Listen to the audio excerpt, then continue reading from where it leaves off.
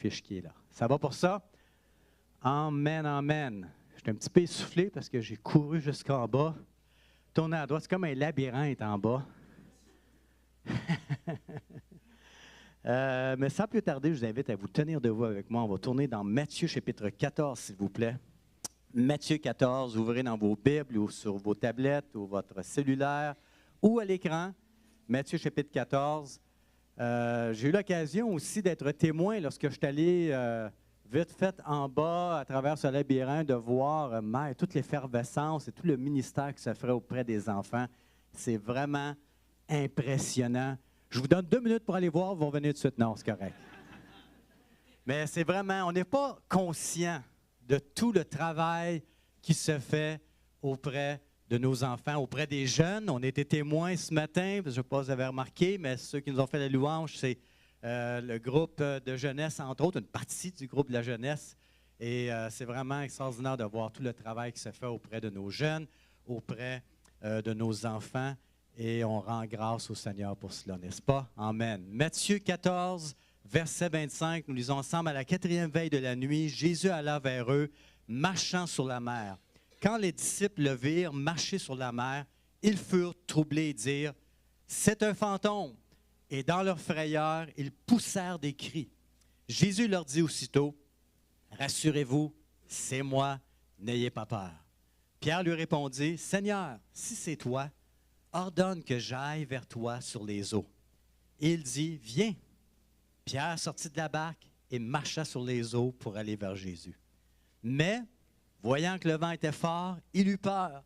Et comme il commençait à s'enfoncer, il s'écria, « Seigneur, sauve-moi. » Aussitôt, Jésus étendit la main, le saisit et lui dit, « Homme de peu de foi, pourquoi as-tu douté? » Ils montèrent dans la barque et le vent cessa. Ceux qui étaient dans la barque vinrent se prosterner devant Jésus et dire, « Tu es véritablement le Fils de Dieu. » Amen. Est-ce qu'on peut prier ensemble cette déclaration de foi qui est tirée du livre d'Éphèse? Prochaine slide, s'il vous plaît. Éphésiens 1, 17, 20. Vous avez remarqué, j'aime lorsqu'on prie la parole de Dieu. Je vous encourage les meilleures prières que vous pouvez trouver sont celles qui sont dans la parole de Dieu. Les psaumes en ont un grand nombre, mais on a des perles comme ça dans le Nouveau Testament, particulièrement de la part de l'apôtre Paul. Alors, disons-le ensemble, nous prions que le Dieu de notre Seigneur Jésus-Christ, le Père de gloire, nous donne un esprit de sagesse et de révélation dans sa connaissance et qu'il illumine les yeux de notre cœur pour que nous sachions quelle est l'espérance qui s'attache à son appel, quelle est la richesse de la gloire de son héritage qu'il réserve aux saints et quelle est envers nous qui croyons l'infinie grandeur de sa puissance, se manifestant avec efficacité par la vertu de sa force dans le nom de Jésus. Tout le monde dit? Amen. Tournez-vous vers 2, 3 personnes et saluons-nous les uns les autres ce matin. Souhaitons-nous la paix du Seigneur ce matin.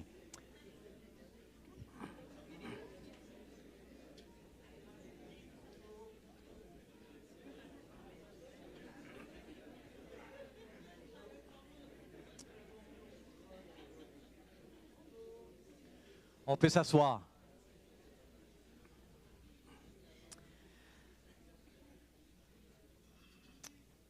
Vous avez peut-être remarqué, en fait, ce n'était pas nécessairement planifié, mais tous mes messages que j'ai faits à cette église au mois, c'est-à-dire dans l'année 2023, ça a donné que c'est devenu un peu comme une série des bienfaits de Dieu ou des principes selon Dieu. Et juste pour vous dire, si vous êtes nouveau parmi nous, tous nos messages, vous allez les trouver sur la plateforme YouTube de l'Église Nouvelle Alliance.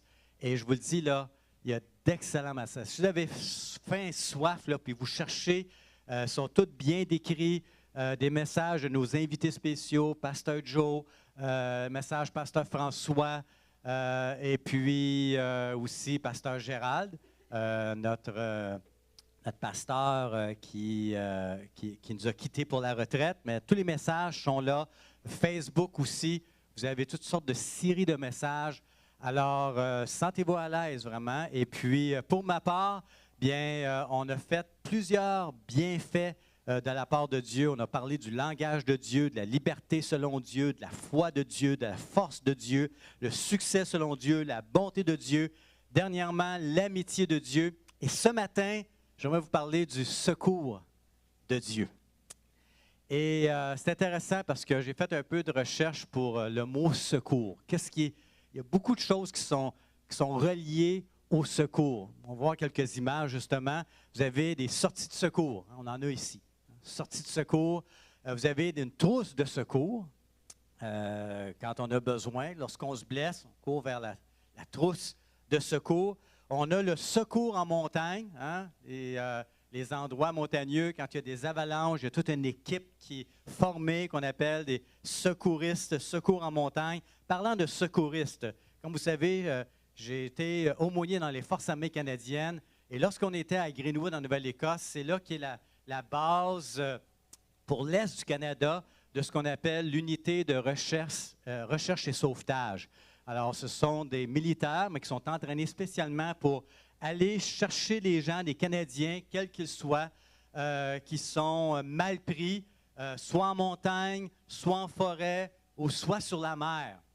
Et on a vous avez peut-être déjà vu les fameux hélicoptères Cormoran, qui ont cette capacité d'aller non seulement au-dessus des océans, mais de faire du surplace pour que on appelle ça les SARTEC, puissent descendre, les techniciens de recherche et sauvetage puissent descendre et aller chercher littéralement quelqu'un qui est en train de faire naufrage. Et c'est des gens, avec GTF, là, c'est nos militaires les mieux et les plus entraînés.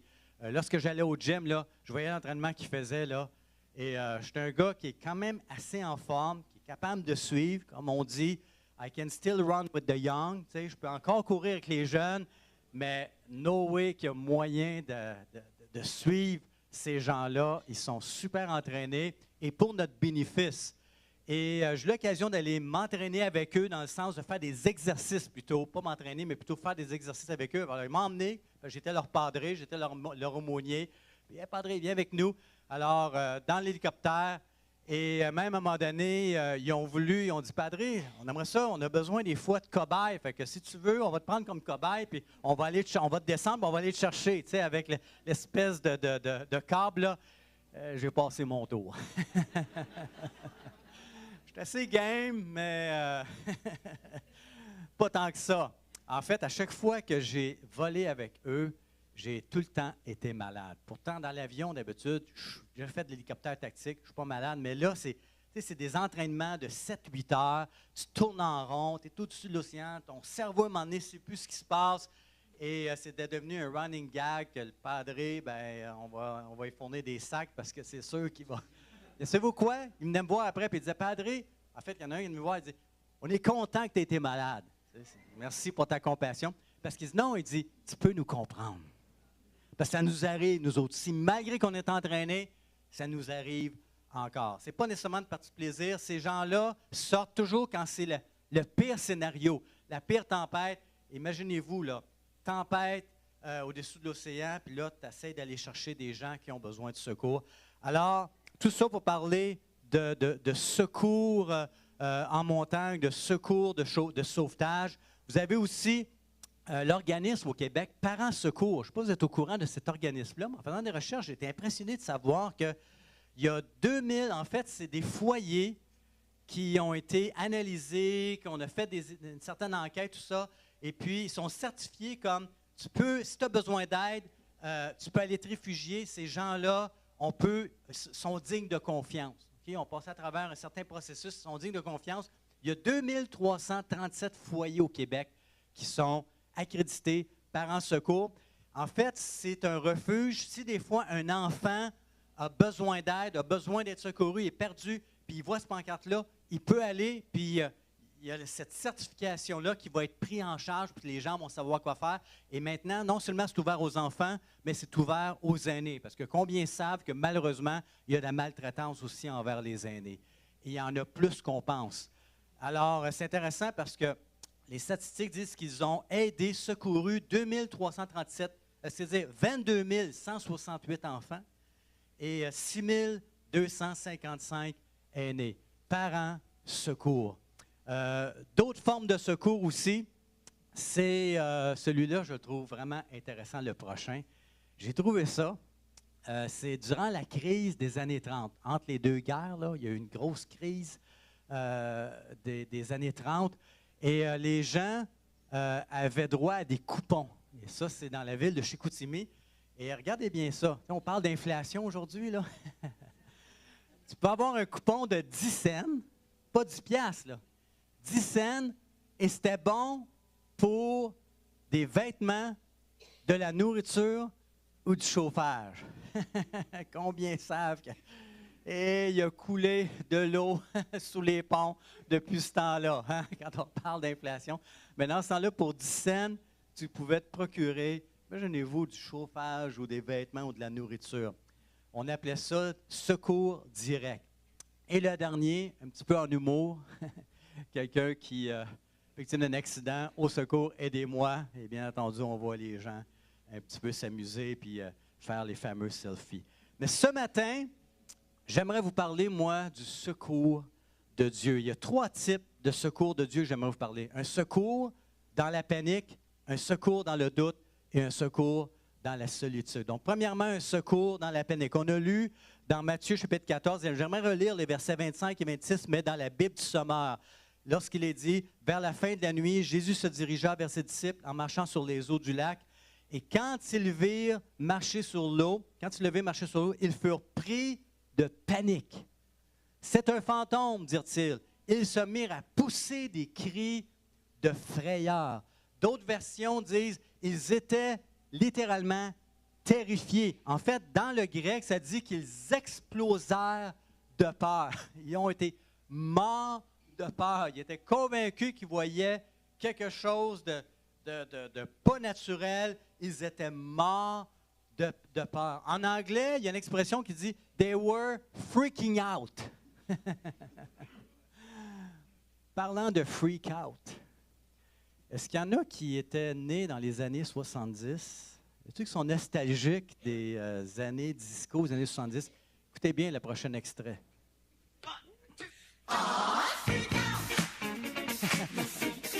Allez, qui passe ça, hein? Vous vous souvenez de cette tune-là, hein? Oh, freak out! On l'écoute une autre fois. Pour les nostalgiques. Les jeunes, là, savent rien de quoi tu parles. C'est quoi ça? C'était vraiment un tube dans ce temps-là. Vraiment une tune, vraiment. C'était pas prévu, c'était fait. Quand vous regardez l'histoire, là, ils ont fait ça un petit peu pour, en tout cas, un peu comme une réaction, puis c'est devenu, là, my gosh, un succès planétaire. Et je vais vous poser la question, c'est quand la dernière fois que vous avez été pris de panique? C'est quand la dernière fois que vous avez littéralement freaké out, comme on dit en anglais? Vous avez été pris de panique. C'est quand la dernière fois que vous avez expérimenté tel sentiment d'angoisse? Même des gens qui font on appelle des crises de panique. J'ai fait ça, moi, une crise de panique. Je ne suis pas un gars qui panique nécessairement. Je ne suis pas un gars patient. Fait que des fois, oui, ça m'amène à réagir, mais je ne peux pas dire que je suis en panique. Mais une fois dans ma vie, j'ai fait une crise de panique. C'est arrivé il y a, il y a à peu près 1 an et demi. Pour faire une longue histoire courte, c'est lorsque j'ai pris ma retraite des Forces armées canadiennes, j'avais le droit à un dernier examen de la vue. J'ai dû m'en profiter. Et puis, en faisant l'examen de la vue, ils ont diagnostiqué que mon nerf optique gauche commençait à s'atrophier. Puis on dit, c'est pas normal, tu sais, glaucome, d'habitude c'est les deux, mais tu n'as pas de pression, c'est pas trop. Fait qu'il dit, il faut vraiment investiguer parce que, tu sais, ça peut être autant rien comme ça peut être une tumeur au cerveau. Moi, vous aimeriez ça quand tu es sur le point de prendre ta retraite, tu es supposé être excité, puis tu sais, c'est comme les derniers temps, tu vas juste faire un examen de routine pour avoir, voir si tu as besoin de nouvelles prescriptions pour des lunettes. Puis là, tu te fais dire, bien là, il faut que tu ailles passer un scan au cerveau parce qu'on veut juste s'assurer que tu n'as pas rien au cerveau. Rassurez-vous, j'ai passé tous les scans inimaginables. Écoutez, je sais tout ce qui se passe au niveau de mon foie, mes poumons, mes reins. Tout est numéro 1. tout est beau, en fait. L'honneur optique, ils ne savent pas trop. En tout cas, c'est quelque chose qu'il faut que je moniteur à chaque année, mais ils ne savent pas trop c'est quoi. Regarde ça, si ça s'aggrave ou quoi que ce soit, ou peut-être pas, c'est peut-être de naissance. Ils ne savent pas. Tout ça pour dire que j'ai dû passer à travers ce qu'on appelle une imagerie de résonance magnétique. On va voir l'image. Ce n'est pas moi qui est là-dessus, mais ça ressemble pas mal à ça. Et quand tu passes le scan au cerveau, c'est qu'ils te mettent une espèce de... En plus du tube qui est vraiment étroit, je ne sais pas s'il y en a qui sont claustrophobes ici. Je ne suis pas tant claustrophobe, mais on s'entend là que c'est très exigu. Non seulement ça, si c'était juste l'ouverture, OK, c'est pas si pire, tu as de l'espace entre ta tête, puis... mais là, ils te mettent cette espèce de casque en plus. Alors là, ils t'installent tout, je ferme mes yeux, tout ça, ils te rentrent à l'intérieur, et là, je rouvre mes yeux pour voir un peu, tu sais, le tunnel. Puis là, je m'aperçois que tout est à 2 pouces de ma face. Et là, j'ai eu ma première crise de panique. J'ai commencé vraiment, les battements de cœur se sont mis à, wow, tu sais, comme si je faisais une course, là, incroyable. Et puis, j'ai commencé à hyperventiler. Et là, tout de suite, je me suis dit, écoute, Richard, là, arrête. Tu sais, j'étais sur le point, il donne une petite poire là, pour que si jamais tu n'es pas capable, il y a des gens, en fait, sont obligés de quasiment pas les endormir, mais les assommer comme il faut parce qu'ils ne sont pas capables de passer à travers cela. Et là, je me suis dit, écoute, Richard, capable de relaxer, tout ça. Puis là, j'ai commencé à prier en d'autres langues. J'ai commencé à diminuer, j'ai commencé à chanter des cantiques, commencé à penser à des images positives, tout ça. Tout ça pour dire qu'à un moment donné, tout s'est calmé, puis je me suis quasiment endormi. Presque. Pas tout à fait. Quand ils m'ont sorti, à tel point, quand ils m'ont sorti au bout de 20 minutes, j'ai dit, hey, je commençais à faire une sieste, je peux-tu retourner en dedans? Non, non. Je souhaite pas ça à personne.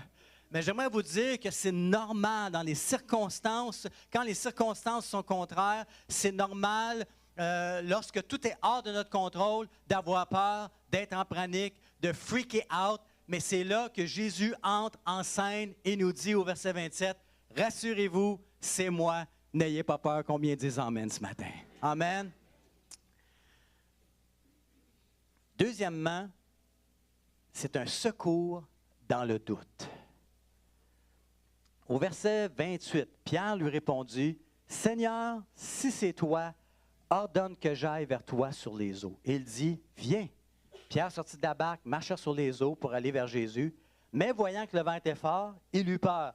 Et comme il commençait à s'enfoncer, il s'écria, « Seigneur, sauve-moi. » Vous savez, combien de fois j'ai entendu des messages, peut-être pas la première fois que j'ai entendu un message sur ce texte, et combien de fois on met l'emphase sur le fait que Pierre a douté. Pierre a douté. Jésus était là, l'invite, puis, il a douté. Comment est-ce qu'il n'y a pas de foi? T'sais? Mais il est quand même le seul parmi les 12 qui est sorti de la barque et qui a allé marcher sur les eaux. Hein? Et oui, il a douté, mais il est quand même le seul qui a fait ce pas de foi. En fait, j'ai marché sur les eaux dernièrement. Comme Pasteur Joe a dit, on arrive d'un petit voyage sur la côte est américaine. Et puis, on a été campé, en fait, dans le coin de Salisbury. On allait là avec les enfants il y a jadis. Fait qu'on est retourné un petit peu dans cet endroit-là. Et puis, j'ai littéralement couru sur les eaux, mesdames et messieurs. Incroyable, hein? OK, c'est vrai, il y avait moins d'1 centimètre d'eau, là. Mais quand même...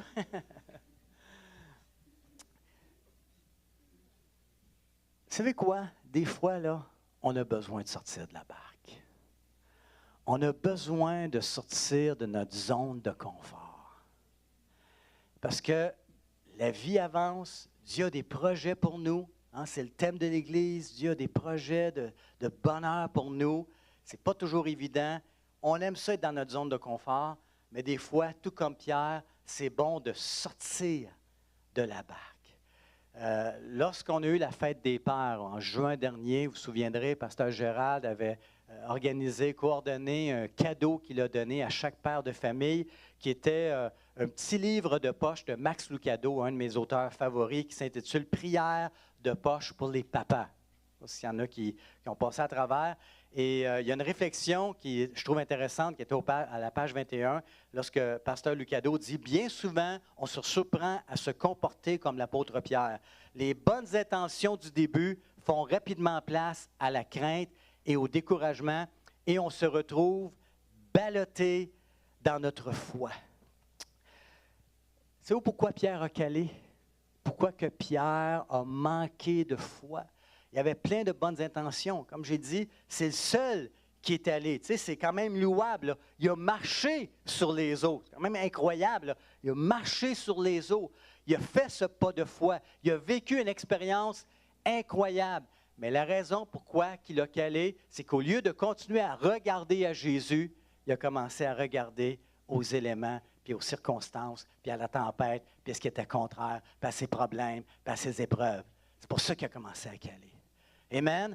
Et bien souvent, c'est ce qui nous arrive dans nos vies. Pourquoi que notre foi, souvent, elle est défaillante? Les problèmes sont là. Les problèmes sont réels. On nie pas les problèmes. Avez-vous remarqué que même lorsqu'on est chrétien, on n'est pas exempt des difficultés. On n'est pas exempt des mauvaises nouvelles. On n'est pas exempt des problèmes. Mais la différence, c'est que lorsqu'on focus nos yeux sur Jésus, c'est là qu'on est capable de marcher sur les eaux à notre tour. Amen. Sur les eaux troubles de ce monde, on est capable de continuer tant qu'on fixe les regards sur la parole de Dieu et sur notre Seigneur Jésus. Si vous êtes d'accord ce matin, est-ce que vous pouvez dire Amen?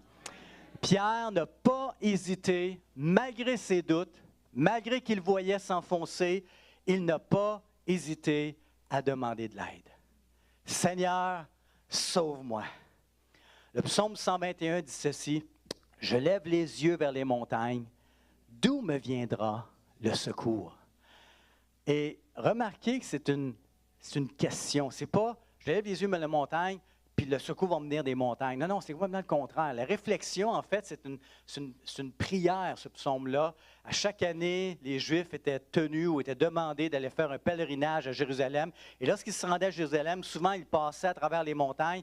Et les montagnes, ça peut symboliser plein de choses. Ça peut symboliser, en fait, les choses de ce monde. Bien souvent, les montagnes dans la Bible représentent les royaumes de ce monde. Vous vous souvenez, lorsque Jésus a été tenté par l'ennemi, hein, il l'a emmené sur une autre montagne, puis il garde tous les royaumes, puis je te le donne si tu m'adores, etc., etc. Alors, les montagnes peuvent représenter justement les royaumes, représenter des choses de ce genre. Et la question se pose, d'où me vient le secours? D'où vous vient votre secours? Vous avez le choix ce matin. Votre secours, est-ce qu'il vous vient? Est-ce que vous cherchez un secours dans les choses de ce monde, dans les philosophies de ce monde, sur les médias de ce monde? Hein? Combien de fois il y a des gens qui viennent me voir et ils me parlent ou ils me disent « Ah, tu sais, as-tu vu telle chose passer concernant la fin des temps, concernant les chrétientés, concernant ci, concernant ça? On voit ce qui se passe présentement au Moyen-Orient. » Puis souvent, ça tourne autour de spéculation, ça tourne autour de conspiration. Puis moi, personnellement, je vais vous le dire, là, plus je vieillis, plus que je m'éloigne de ça. Parce qu'il n'y a pas moyen de vérifier l'authenticité de ça. Oui, mais Pasteur Richard, il y a des millions de vues là-dessus. Laissez-moi vous dire que même s'il y a des millions de vues, ce n'est pas une question légitime pour autant. En tout cas, c'est mon opinion là-dessus. J'aime mieux m'en tenir aux choses simples de la parole de Dieu. D'où me vient le secours? Bien, c'est simple, le secours me vient de l'Éternel qui a fait les cieux et la terre, point final. Amen. Ça, je sais que j'ai de la légitimité lorsque je me tourne vers Dieu et dis, Seigneur, sauve-moi, j'ai besoin de toi, à l'aide, j'ai besoin de ton secours. Amen. J'aime justement la réponse au verset 31. Aussitôt, Jésus étendit la main et le saisit. Amen. Laissez-moi vous dire, lorsque vous êtes dans la détresse, aussitôt, vous pouvez crier à Jésus et il va vous secourir. Amen. J'aimerais vous emmener dans un des livres les plus joyeux de la parole de Dieu, le livre des Lamentations. C'est tout le contraire. Hein? Lamentation, Pasteur Richard, commande, pas matin. Mais oui, Lamentation, chapitre 3. En fait, ce qui est intéressant dans le contexte du livre des Lamentations, c'était écrit par le prophète Jérémie. Et il a écrit, c'est un recueil de poèmes. En fait, c'est 5 poèmes, mais c'est aussi 5 lamentations, 5 plaintes, inspirées par la destruction, entre autres, de Jérusalem. En fait, ce qui se passait, c'est que Israël et Juda particulièrement étaient en proie, étaient envahis littéralement par l'armée babylonienne. Ça se passe en 587 avant Jésus-Christ. Intéressant qu'il n'y a rien de nouveau sous le soleil. Hein? Encore le cas aujourd'hui. Et ça démentait la promesse que Dieu avait faite à David dans 2 Samuel 7, si vous voulez le voir pour vous-même. Ton trône sera toujours affermi. David, Salomon ont reçu cette promesse-là. Ton trône sera toujours affermi. Et là, tout d'un coup, Jérusalem est bombardée par les Babyloniens. Alors, tout le monde se cherche, tout le monde se questionne, tout le monde questionne Dieu. Et Jérémie, qui est un prophète de l'époque, va écrire les lamentations de Jérémie. Et dans le chapitre 3, entre autres au verset 8, c'est intéressant parce qu'il dit « J'ai beau crier et implorer du secours, il n'écoute pas ma prière, parlant de Dieu. » C'est comme si Dieu n'écoute pas ma prière. Et peut-être que c'est votre constat, c'est votre constat ce matin. Peut-être que vous vivez une situation difficile, vous vivez quelque chose de tragique, vous criez à Dieu, puis vous avez quasiment le goût de dire « Je crie à lui, je prie à lui, mais c'est comme s'il n'écoute pas ma prière. » Et voici sa plainte au verset 52. « Ils m'ont donné la chasse, ils m'ont chassé comme un passereau. Ceux qui sans cause sont mes ennemis. » Qui est votre ennemi ce matin? Est-ce que c'est les maladies? Est-ce que c'est un revers financier? Est-ce que c'est la dépression? Est-ce que c'est la déception? Quel est votre ennemi ce matin? Verset 53, « Ils m'ont mis dans une citerne dans le but de m'ôter la vie. Ils m'ont jeté des pierres. L'eau montait plus haut que ma tête. » Est-ce que vous vous sentez, des fois, on a cette expression, on dit, je me sens là comme, tu sais, à fleur d'eau, là. Tu sais, c'est comme si la tête dépasse, mais tu sais, je suis sur le point de me noyer. J'ai tellement de problèmes, tellement de difficultés. J'ai de la misère à garder ma tête au-dessus de l'eau. Un peu comme l'apôtre Pierre qui s'est mis à caler, qui a commencé à voir tous les éléments autour de lui et a commencé à douter. Ça nous arrive à nous aussi. Et l'eau montait plus haut que ma tête et je me disais, je suis perdu. Et c'est peut-être votre constat ce matin. Je suis perdu. Mais du fond de la fosse, alléluia, ô Éternel, j'ai fait appel à toi et tu m'as entendu. Amen. Combien croient que c'est encore pour nous aujourd'hui? Du fond de votre fosse, du fond de l'endroit où ce que vous êtes, de vos préoccupations, de vos problèmes, lorsque vous criez à l'Éternel, vous avez cette assurance qu'il vous entend. Ce que vous dites Amen ce matin.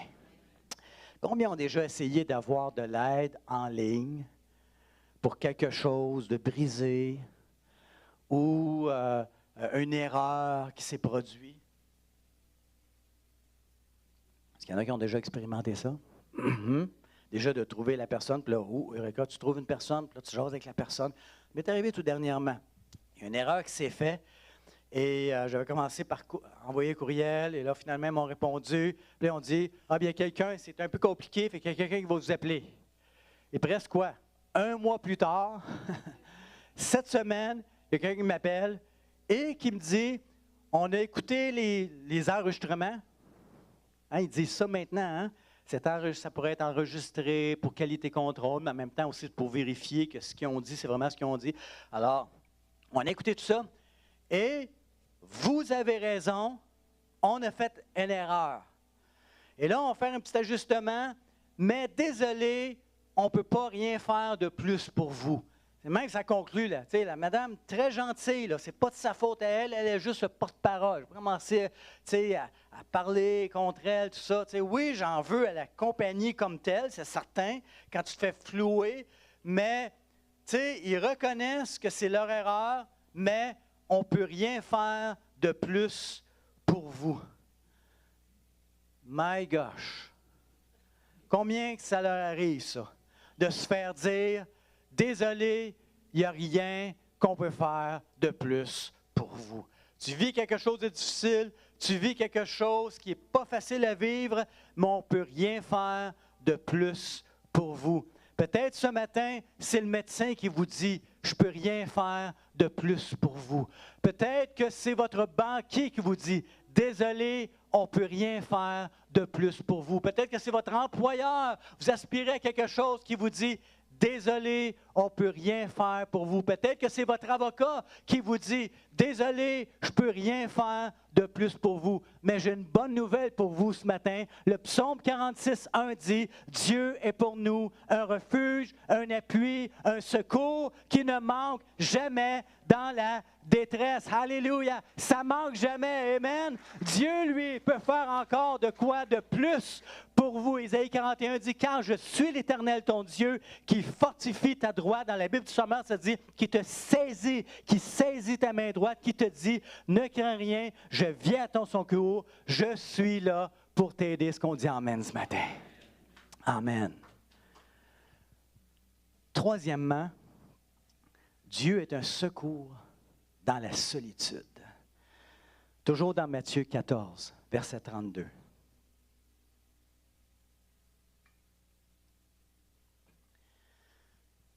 Jésus va saisir Pierre par la main, le ramène à la surface d'une certaine façon, et ils montèrent dans la barque et le vent cessa. C'est intéressant parce que, oui, Pierre a douté, il est revenu, regarde les yeux sur Jésus, puis ils sont revenus ensemble. Ils ont marché encore. Pierre a remarché sur l'eau. Puis ils sont revenus dans la barque. Et remarquez, Jésus et Pierre sont montés ensemble dans la barque. Jésus n'a pas rejeté Pierre. Regarde, arrange-toi avec tes problèmes, reviens en nage si tu veux, moi je retourne dans la barque. Ah non, ils sont revenus ensemble. Amen.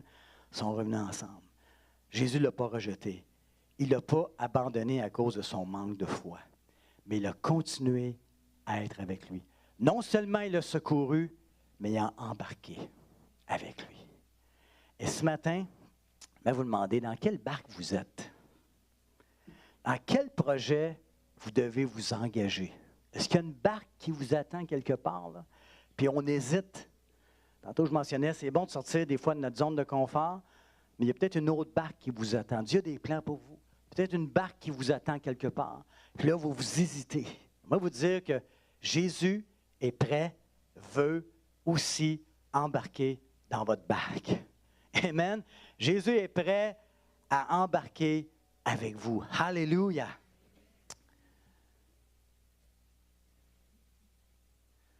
Quels sont vos projets?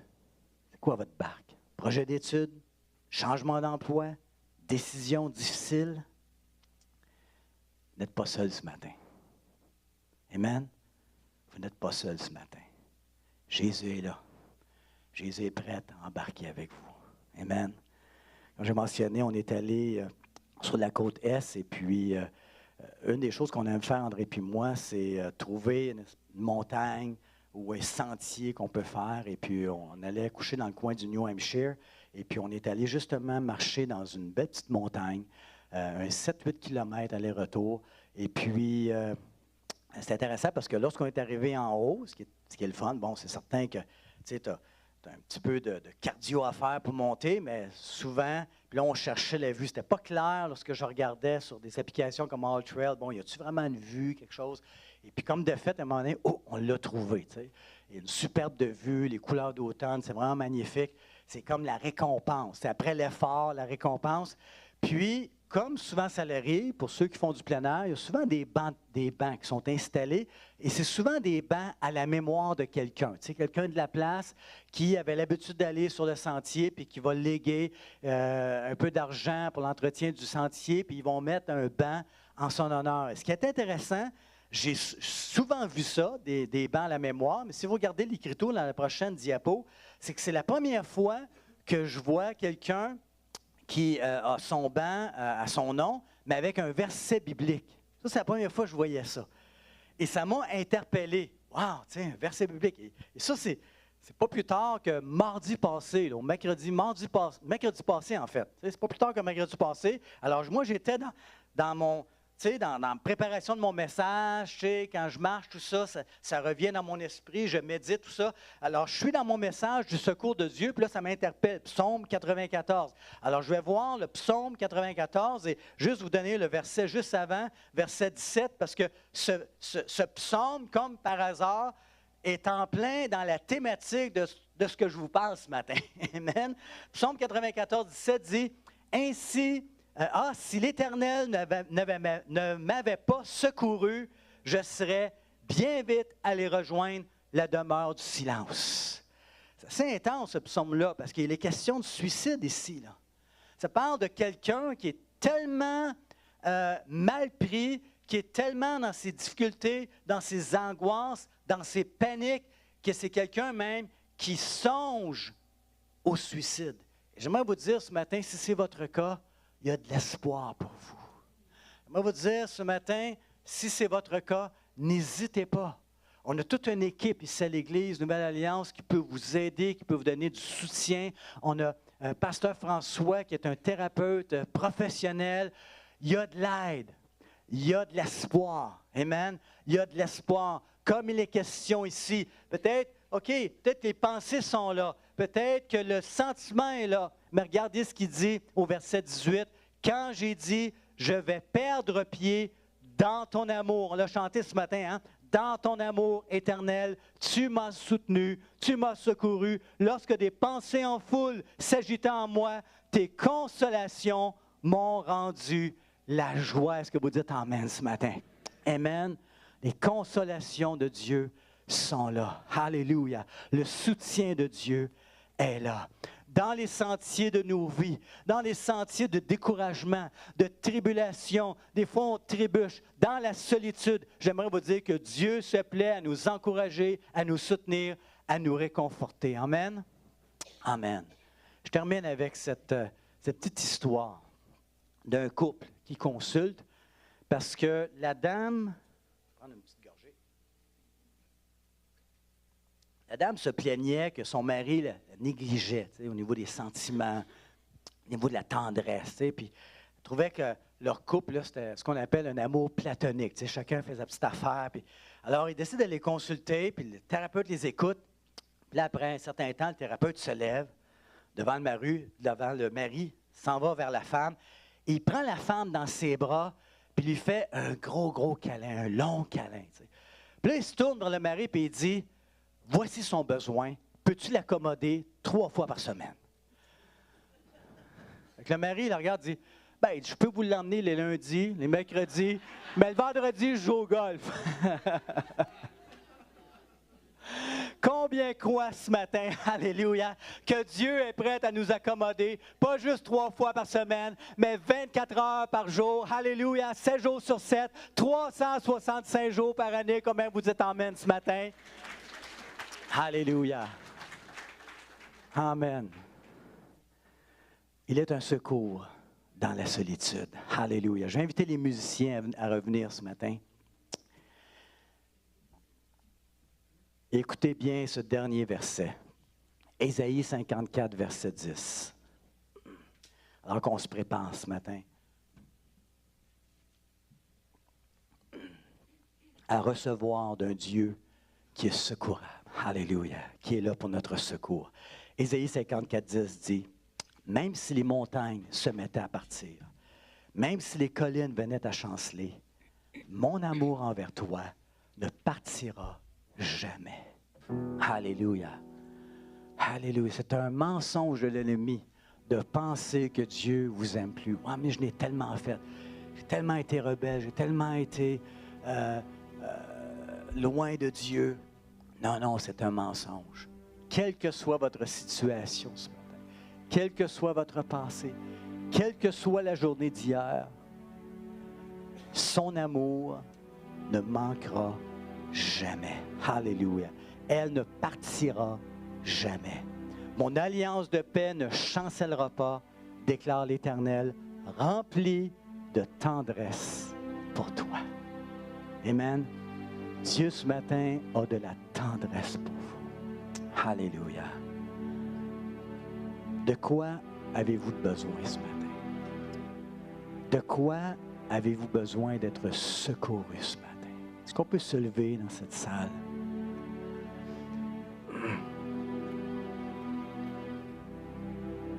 Est-ce que vous avez besoin d'un secours dans la panique? Peut-être vous avez peur pour votre avenir, peur pour votre famille, vos enfants, un proche, peur pour vous-même, peur pour des décisions difficiles à prendre. Est-ce que votre besoin, c'est un secours dans le doute? Est-ce qu'on a l'habitude de regarder sur la tempête plutôt que de regarder à Jésus? Peut-être que ça brasse dans votre vie présentement et vous avez besoin du secours de Dieu. Ou un secours dans la solitude. J'aimerais vous dire que vous n'êtes plus seul. Jésus est là. L'Église est là pour vous aussi. Amen. Les frères et les sœurs sont là. Jésus est là. Alléluia. Alléluia. Ce matin, il est votre sortie de secours. Amen. Il est votre trousse de secours. Vous avez besoin de guérison ce matin. Il est votre trousse de secours. Alléluia. Il est comme un parent secours. Il est un endroit safe pour vous ce matin. Vous pouvez venir vous réfugier en Dieu ce matin. Il y a de la sécurité en sa présence. Alléluia. Alléluia. Vous pouvez crier à lui. Au secours. Seigneur, j'ai besoin de ton aide. Et il va prendre votre détresse au sérieux. Amen. Il ne va pas s'amuser à faire des selfies par rapport à votre situation. Bien au contraire. Il va s'intéresser à votre besoin. Amen. Amen. Est-ce que je peux demander, si vous avez besoin du secours de Dieu, quel que soit le besoin, est-ce que vous pouvez lever la main dans cette salle? Il n'y a pas de gêne. On est là pour prier les uns pour les autres. Qui a besoin de secours de Dieu ce matin? Peut-être secours dans vos finances, secours dans vos décisions, secours émotionnel. Amen. Le plus grand secours que je peux vous offrir ce matin, c'est le salut gratuit que Dieu nous donne. Alléluia. La Bible déclare dans Romains 10 que si on confesse de notre bouche le Seigneur Jésus, mais si on croit dans notre cœur que Dieu l'a ressuscité des morts, on sera sauvé. Alléluia. Alléluia. Alléluia. Est-ce qu'on peut faire cette prière ensemble? Elle va s'afficher à l'écran. J'aimerais que tout le monde, on puisse prier cette prière. Seigneur Dieu, pardonne mes péchés et viens dans mon cœur. Je t'accepte comme mon Sauveur et mon Seigneur. Merci de me sauver et de me donner la vie éternelle au nom de Jésus. Amen. Amen. Il y a plusieurs mains qui se sont levées ce matin. Amen. Je vais inviter l'équipe de prière à venir me rejoindre maintenant. On a toute une équipe qui est dédiée, qui est prête à prier pour votre besoin ce matin. Amen. Et ce matin, pour tous ceux qui ont levé la main, vous êtes libre. Si vous voulez rester sur place, vous pouvez le faire. Mais j'aimerais vous inviter à faire un pas de foi. Un peu comme si vous sortiez de votre barque, de la vie où vous êtes, et que vous, par la foi, vous marchez sur les eaux. Et je vais vous inviter à vous avancer en avant. Et ce matin, on va prendre le temps qu'il faut pour prier pour votre besoin. Amen. L'équipe de louange va nous conduire dans ce merveilleux chant qui est promesse, qui nous parle des promesses de Dieu. Combien que le secours de Dieu promis est disponible maintenant. Aussitôt, Jésus l'a saisi et l'a relevé. Et c'est pour vous ce matin. Amen. Alors pendant qu'on le chante, je veux vous inviter à vous avancer, ne pas vous gêner. Avancez-vous, quel que soit votre besoin. On a quelqu'un qui va prendre le temps de prier, de vous écouter brièvement et de prier pour votre besoin. Est-ce qu'on peut le faire ce matin? Est-ce qu'on peut s'avancer par la foi et venir chercher le secours de notre Dieu pendant qu'on chante?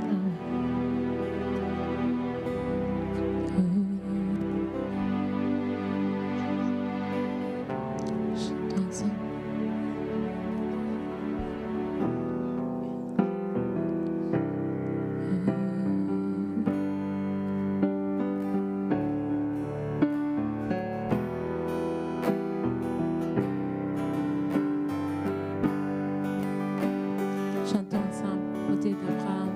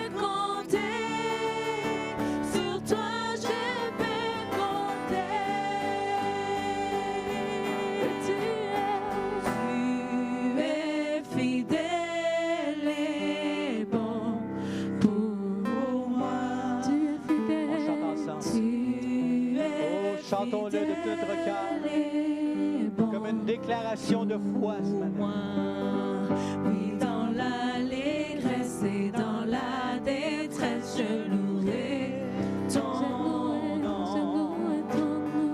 Tu es fidèle et bon pour moi. Tu es fidèle et bon pour moi. Tu es fidèle.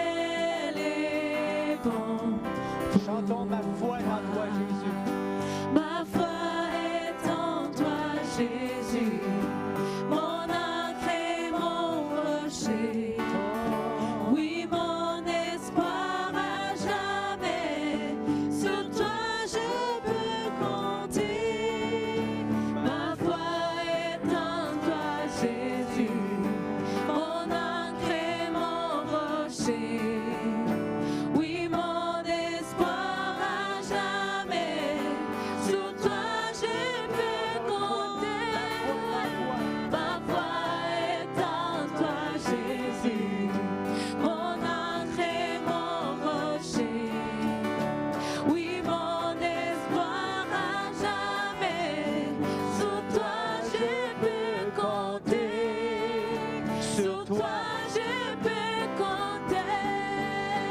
Oh, tu es fidèle. Tu es fidèle et bon pour moi. Tu es fidèle. Tu es fidèle. Oh, tellement fidèle. Et bon pour tu es fidèle. Tu es fidèle. Tu es fidèle et bon pour tu ne changes pas. Tu es fidèle. Tu es fidèle et bon pour moi. Oui, Dans l'allégresse et dans la détresse, je louerai ton nom. tu es fidèle. Tu es fidèle et bon Pour moi. Alléluia. Donnons-lui toute la louange et la gloire ce matin. Alléluia. Alléluia. Alléluia. Seigneur, merci pour ta fidélité. Et merci pour le secours qui nous vient de toi. Merci pour ce secours qui ne manque jamais. Amen. Merci pour ton amour qui ne manque jamais. Alors Seigneur, on est en sécurité en ta présence. Et on sait que pour le restant de la semaine, on demeure en sécurité. Parce que tu es un Dieu tout-puissant et un Dieu aimant, plein de tendresse. Alléluia. Et Seigneur, alors que nous allons à nos activités quotidiennes, Seigneur, que tu puisses faire de nous une source de bénédiction pour les gens que nous allons côtoyer. Seigneur, permets qu'on rencontre des gens qui sont justement en détresse cette semaine, qui ont besoin de ton secours, afin que tu nous ouvres une porte, qu'on puisse leur témoigner de ton amour incommensurable. Alléluia. Ton amour incroyable. Alléluia. Amen. Qu'il en soit ainsi, Père, dans le nom de Jésus. Tout le monde dit Amen et Amen et Amen. Merci d'avoir été là ce matin, que vous puissiez passer une excellente semaine dans le secours de Dieu. On se voit dimanche prochain. Amen.